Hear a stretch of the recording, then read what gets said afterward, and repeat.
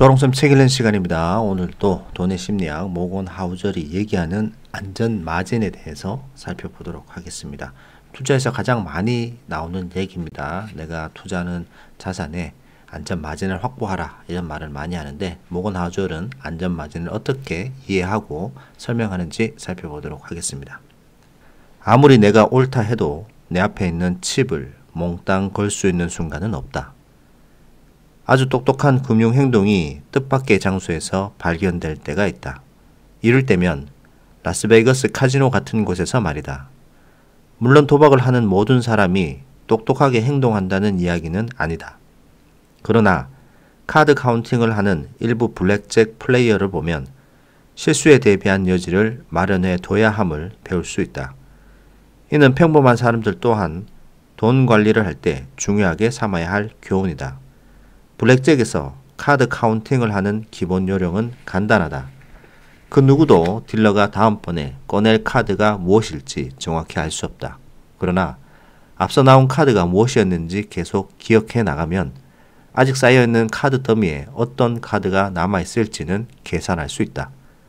이렇게 하면 딜러가 특정 카드를 꺼낼 확률을 알 수 있다.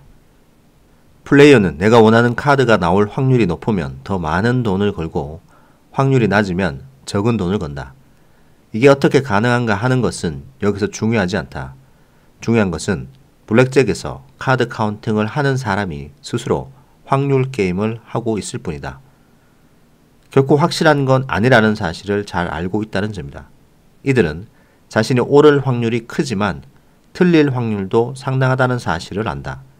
이 사람들이 전문 도박꾼임을 생각하면 이상하게 들릴 수도 있지만 사실 이들의 전략은 전적으로 겸손에 의존하고 있다.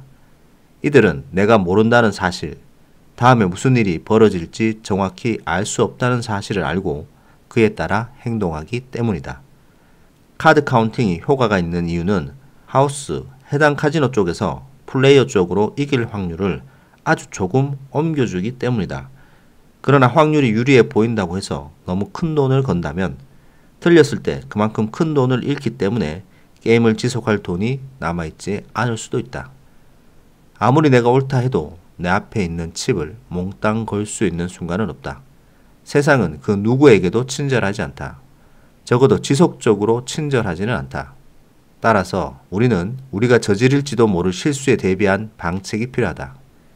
계획이 계획대로 되지 않을 때를 대비한 계획을 마련해 둬야 한다.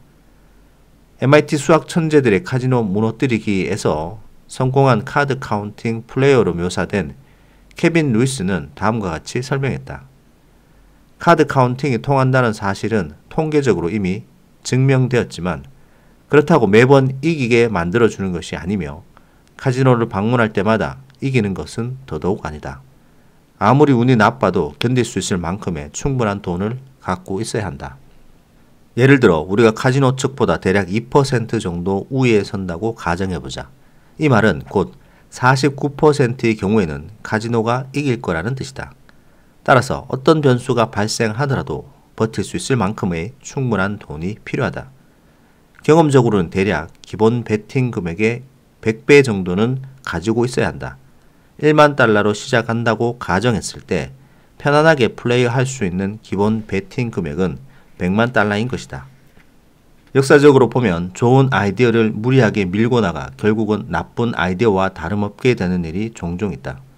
실수에 대한 대비책을 만들어 두는 것이 지혜로운 이유는 불확실성, 임의성, 여러 가지 확률들이 삶에 늘 존재하는 일부이기 때문이다. 이런 불확실성을 상대하는 유일한 방법은 발생할 거라고 예상하는 일과 실제로 발생하는 일이 크게 차이가 나더라도 계속해서 싸울 수 있는 능력을 유지하는 것이다. 벤저민 그레임은 안전 마진이라는 개념으로 유명하다. 이에 관해서는 그가 수학적으로 구구절절 설명해 놓기도 했지만 내가 좋아하는 설명은 그가 어느 인터뷰에서 자신의 이론을 한마디로 요약한 부분이다. 그는 안전 마진의 목적은 예측을 불필요하게 만들기 위한 것이라고 했다. 이 간단한 말 속에 얼마나 강력한 힘이 있는지는 아무리 강조해도 지나치지 않을 정도다. 안전마진, 실수에 대비한 여지 내지는 여분이라고 불러도 좋다. 안전마진은 확실성이 아니라 확률에 의해 지배되는 세상을 안전하게 헤쳐나가는 가장 효과적인 방법이다. 그리고 돈과 관련된 것들은 거의 모두 이런 유형의 세상에 존재한다. 정확한 예측은 어렵다. 카드 카운팅을 하는 사람은 이 점을 명확히 알고 있다.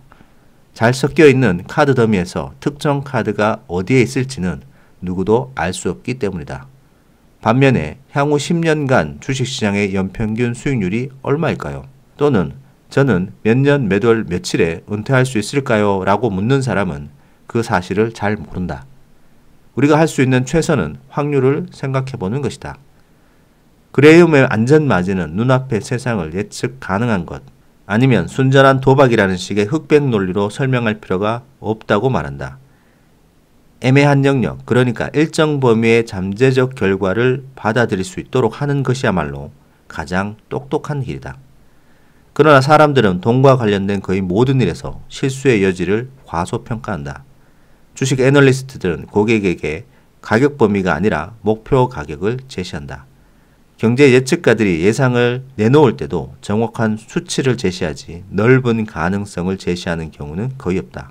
확실히 알 수는 없습니다라고 하면서 확률로 이야기하는 평론가보다는 굳건한 확실성을 가지고 말하는 평론가가 더 많은 추종자를 확보하기 때문이다. 우리는 돈이 들어가는 모든 일, 특히 의사결정과 관련된 일에서 이런 모습을 보인다. 하버드 대학의 심리학자 맥스 베이저먼도 비슷한 사실을 밝혀낸 적이 있다. 누군가가 집을 리모델링 한다고 하면 우리는 예산이 25%에서 50% 정도 초과하겠군 하고 추정한다. 그런데 내가 리모델링을 한다고 하면 정해진 예산 내에서 제때의 일이 끝날 거라고 생각한다. 그리고 결국에는 실망한다. 우리가 실수의 여지를 인정하지 않는 이유는 두 가지다. 첫째, 미래에 무슨 일이 일어날지 누군가는 알고 있어야 한다고 생각하기 때문이다.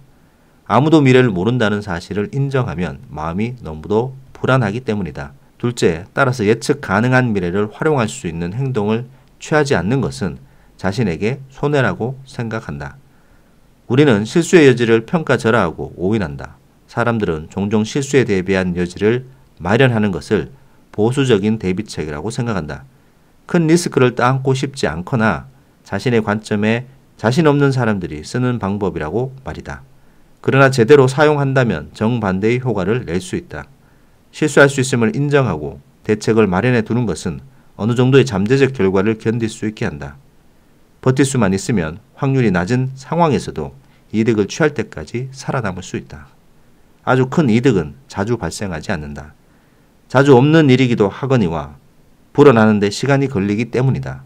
따라서 자신의 전략 속에 실수에 대비한 대책을 충분히 포함시킨 사람은 다른 곳에서 어려움을 처하더라도, 즉 잘못해서 쫄딱 망하거나 게임이 끝나거나 더 많은 칩을 투자하는 사람에 비해 우위에 서게 되는 것이다. 자, 여기까지입니다. 굉장히 함축적이지만 굉장히 좋은 말들이 꽉꽉 담겨있는 그런 글이 되겠습니다. 안전마진, 벤저민 그레엄의 안전마진으로 유명한데, 안전마진의 목적은 예측을 불필요하게 만들기 위한 것이다. 즉 확률에 의한 사건들이 발생하는 세상들이기 때문에 확실한 것이 없다. 그래서 미래의 불확실성에 대한 대처가 안전마진이라고 하는 겁니다. 수학적 여러 기반들을 끌어다 쓰지 않더라도 어떤 일이 어떻게 언제 일어날지 알 수 없기 때문에 그에 대한 유연성, 그에 대한 나의 충격을 대비할 수 있는 것이 안전마진이라는 얘기를 하고 있습니다. 나의 실수, 세상의 실수가 아니고 나의 실수에 의한 대비책을 마련해 두는 것이죠. 투자도 마찬가지입니다. 여러분들이 확신을 가지고 투자를 하겠습니다마는 어떤 상황이 갑자기 돌발적으로 나올 수 있을지 알 수 없고 예측할 수가 없기 때문에 그에 대한 안전마진, 현금을 확보한다거나 내가 비중을 조금 조절해서 투자를 한다거나 해서 충격에 대비할 수 있는 그런 포트폴리오를 짜는 것이 안전마진이 되겠습니다. 자, 오늘은 여기까지 하도록 하겠습니다. 책 내용 도움되셨다면 구독, 좋아요 부탁드립니다. 감사합니다.